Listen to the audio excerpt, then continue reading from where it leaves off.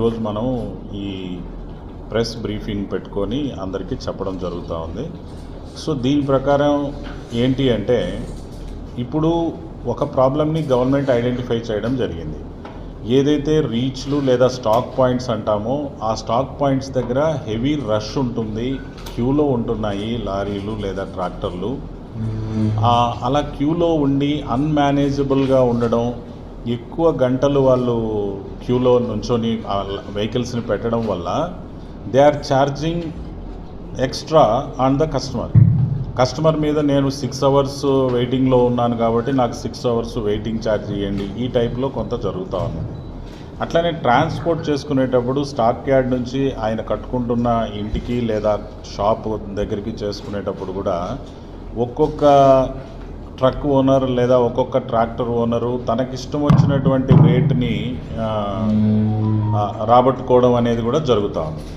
వీటన్నిటిని స్ట్రీమ్లైన్ చేయడం కోసం అని చెప్పి నిన్న ఇచ్చిన గైడ్లైన్స్లో ఏం జరిగిందంటే, రేట్ ఫిక్సేషన్ అనేది మెయిన్ పాయింట్. సో ఆ రేట్ అనేది మనం కూడా మన జిల్లాలో కూడా మనం ఫిక్స్ చేశాము. సో దీని ప్రకారం ఈ నోట్ మీ అందరికీ కూడా ఇవ్వడం జరుగుతుంది.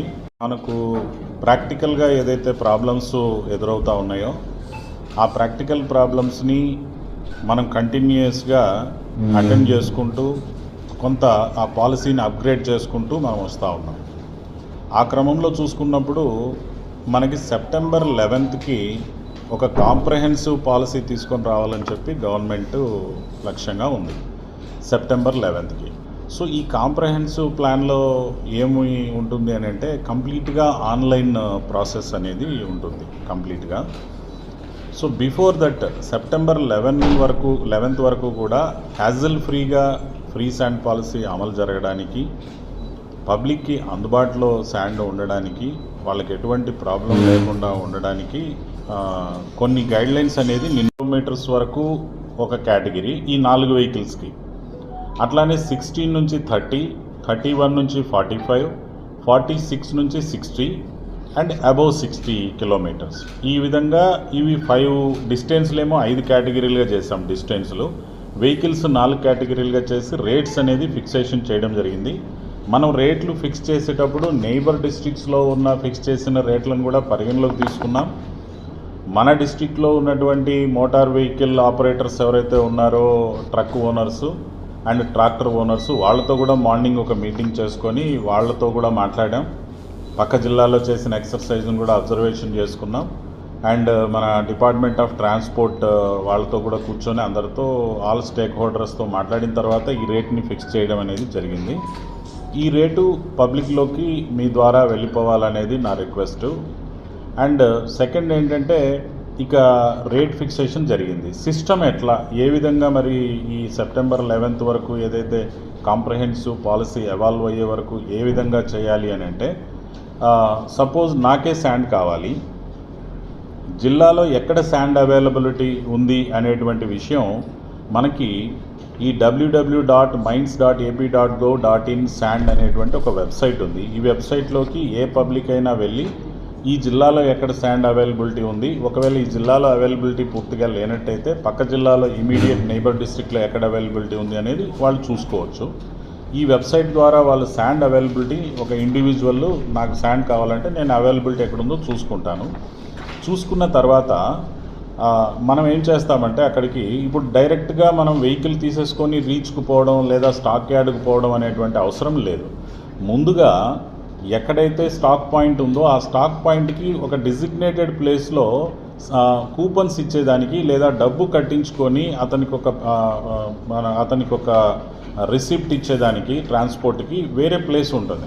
ఆ ప్లేస్ని మన జిల్లా వరకు మనం ఏమనుకుంటున్నామంటే, గ్రామ సచివాలయంలోనే దాన్ని ఏర్పాటు చేస్తున్నాం. అంటే ఏ స్టాక్ పాయింట్ అయితే ఏ గ్రామ సచివాలయం జ్యూరిడిక్షన్లో ఉందో ఆ స్టాక్ పాయింట్కి, ఆ సచివాలయానికి వెళ్ళాలి. ఎవరైతే శాండ్ కావాలనుకుంటారో వాళ్ళు వెళ్ళి, నాకు ఇన్ని టన్నులు శాండ్ కావాలి, నాకు డ్రాపింగ్ పాయింట్ పలానా అని చెప్పి అక్కడ చెప్తాడు. అక్కడ చెప్పినప్పుడు నీకు ఎన్ని టన్నులు కావాలో అక్కడ వరకు మనం ట్రాన్స్పోర్ట్ చేయడానికి ఎంత ఖర్చు అయిందో దాన్ని మనం లెక్కేసుకొని, లోడింగ్ కూడా మళ్ళీ ఒక్కో టన్నుకి 20 రూపాయలు అనేది లోడింగ్ ఛార్జ్ కూడా లెక్కేసుకొని, ఇప్పుడు ఫిక్స్ చేసిన ధరల ప్రకారంగా గూగుల్ మ్యాప్లో చూసి ఆయన డిస్టెన్స్ డ్రాపింగ్ పాయింట్ ఏదైతే చెప్తున్నాడో గూగుల్లో చూసుకొని అక్కడ ఉన్నటువంటి డిజిటల్ అసిస్టెంట్ ఓకే నీకు ఇంత ట్రాన్స్పోర్ట్ ఖర్చు అట్లా అని చెప్పి ఆ విధంగా టోటల్ ఖర్చుని ఆయనతోటి అక్కడ కటింగ్ చేసుకొని పేమెంట్ చేయించేసుకొని ఆయనకు రసీదు ఇవ్వడం జరుగుతుంది. ఆ తర్వాత వెహికల్ది కూడా మనం ఏం చేస్తున్నామంటే ట్రాన్స్పోర్ట్ డిపార్ట్మెంటు జిల్లాలో ఉన్నటువంటి ట్రక్కులు కానీ ట్రాక్టర్స్ని కానీ అన్నిటినీ ఐడెంటిఫై చేసి వాళ్ళని రిజిస్టర్ చేసుకొని వాళ్ళందరికీ ఒక యూనిక్ ఐడెంటిటీ నెంబర్ అనేది వెహికల్స్కి ఇవ్వడం జరుగుతుంది. బాపట్ల ఆ విధంగా ఇచ్చిన తర్వాత అక్కడున్న డిజిటల్ అసిస్టెంటే ఈ రిజిస్టర్ అయినటువంటి వెహికల్స్లో వరుస క్రమంలో వెహికల్కి అతనే కాల్ చేస్తాడు. ఆ వరుస క్రమంలో వచ్చినటువంటి వెహికల్కి ఆయన కూపన్ ఇచ్చేస్తే అతను శాండ్ నింపుకొని వెళ్ళి ఎవరైతే నేను రిక్వెస్ట్ చేశానో నాకు వచ్చి ఆయన శాండ్ డ్రాప్ చేస్తారు. అక్కడ నాకు డ్రాప్ చేసిన తర్వాత నా సెల్ ఫోన్లో నుంచి కాల్ చేపిస్తారు డిజిటల్ అసిస్టెంట్కి, నాకు నేను ఏదైతే డబ్బు కట్టానో నా శాండ్ నాకు వచ్చేసింది అని. అప్పుడే ట్రాన్స్పోర్ట్ ఛార్జెస్ ఆ ట్రక్ ఓనర్కి లేదా ట్రాక్టర్ ఓనర్కి డిజిటల్ అసిస్టెంట్ సైడ్ నుంచి వాళ్ళకి అకౌంట్లోకి వెళ్తాయి. అర్థమైంది కదండి, ఇది సిస్టమ్. ఈ సిస్టంలో మనకి ఇప్పుడు రేట్లు ఫిక్స్ చేయడం జరిగింది. అంటే కస్టమర్ ఎవరైతే శాండ్ తీసుకుంటున్నారో సిటిజన్, ఆయనకు ట్రక్ ఓనర్ లేదా ట్రాక్టర్ ఓనర్కి కనెక్షన్ ఉండదు. ట్రక్ ఓనర్ లేదా ట్రాక్టర్ ఓనర్ అనే ఆయన గవర్నమెంట్తో మనతో ఎవరైతే డిజిగ్నేటెడ్ ప్లేస్లో డిజిటల్ అసిస్టెంట్ ఉన్నాడో ఆయనతో కనెక్షన్ ఉంటుంది.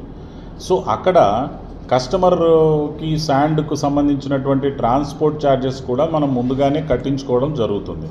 కట్టించుకుంటున్నాం కాబట్టి ఆయనకు డ్రాప్ అయింది, శాండ్ చేరుకునింది అన్న కాల్ మనం రిసీవ్ చేసుకున్న తర్వాతనే ట్రాన్స్పోర్ట్ డబ్బులు వేయడం అనేది కూడా జరుగుతుంది. ఈ విషయాన్ని ట్రాన్స్పోర్టర్స్కి మనము చాలా క్లియర్గా చెప్పడం జరిగింది. వాళ్ళందరూ కూడా మనకు